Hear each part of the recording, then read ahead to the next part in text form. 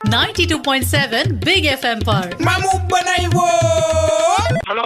હા, પેલા રસિકભાઈ ઓલા ઘોડાવાળા ઈ. હા તો આપણે 2 ખડતલ ઘોડા જોઈએ છે. ઘોડા ખડતલ જ છે, એમાં ગમે એટલે કપડા સૂકવો તો કઈ થાય નહીં. ઘોડા ઉપર કપડા સૂકવીને શું કરું? મારે ઘોડા ચલાવવા જોઈએ છે, આમ તબડીક તબડીક તબડીક ચાલે ને ઈ ઘોડા જોઈએ છે. ના ક્લોસ્ટેન, હું વેરીટો માંથી રસિકભાઈ બોલું અને કપડા સુકવવાના ઘોડા બનાવીએ. આપણે અહીંયા ઊભા રાખીએ તો ઈ ઘોડા ઉપર કપડા સુકાય એવું? હા. તો ઈ ઘોડો કેમ કપડા સૂકવે? અરે કપડા સુકવવાનો ઘોડો યાર, ક્લોસ્ટેન. તમે કોણ બોલો?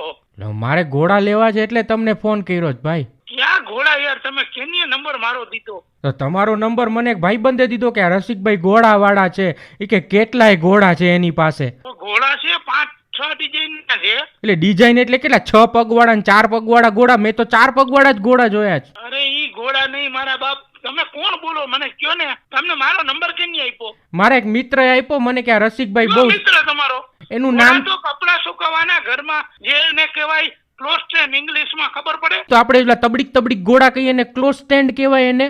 એને તો હોર્સ નો કહેવાય.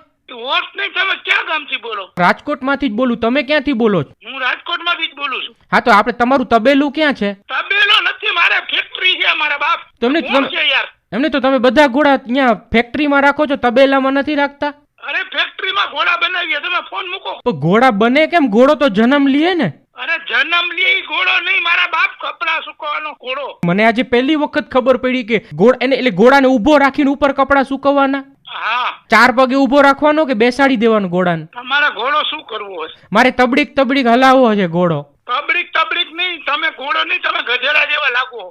મને ભૂપતભાઈ તમારો નંબર આપ્યો કે આ ભાઈ ઘોડા વેચે છે. કયો ભૂપતભાઈ? અહીંયા જ રહીએ છે, મવડીમાં રહીએ છે. ભૂપતભાઈ ઘોડાવાળા કહેવાય છે. અરે ભૂપતભાઈ ઘોડાવાળા ને મારા બાપ કોઈ નથી ઓળખતો. તમારે કંઈક બીજા રસિકભાઈ છે. રસિકભાઈ ઘોડાવાળા તમે જ ને? ઘોડાવાળા પણ એની ભાઈ ને પૂછો ને કે આ રસિકભાઈ વેરીટો ઇન્ડિયા વાળા હે.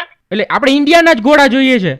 ઇન્ડિયાના ઘોડા નહીં મારો બાપ, વેરીટો ઇન્ડિયા. એટલે કપડા પહેરેલા ઘોડા? અરે કપડા સુકવવાના ઘોડા યાર. તો યાર મને તો ખબર નહીં. મને તો ઓલા ભાઈ કહે કે આ ઘોડા છે ને ઈ ચાલે એવા ઘોડા. એટલે મને તમે આજે પહેલી વખત ખબર પડી કે તમે આટલા બધા પૈસા વાળા છો કે ઘોડા ઉપર કપડા સૂકવો છો. અરે ઘોડા ઉપર કપડા નહીં મારા બાપ. ઈમાં પેજ માઉન્ટિંગ આવે, ક્લોસ્ટેન, વોલ માઉન્ટિંગ આવે, સીલિંગ માઉન્ટેડ આવે. તમારે ક્યાં ફિટ કરવા ઘોડા? એટલે ઘોડા છત ઉપર ચડી જાય? અરે મારા બાપ, તમે ફોન મૂકો. હા તો તમે 4 ઘોડા મોકલી દેશો ને મને?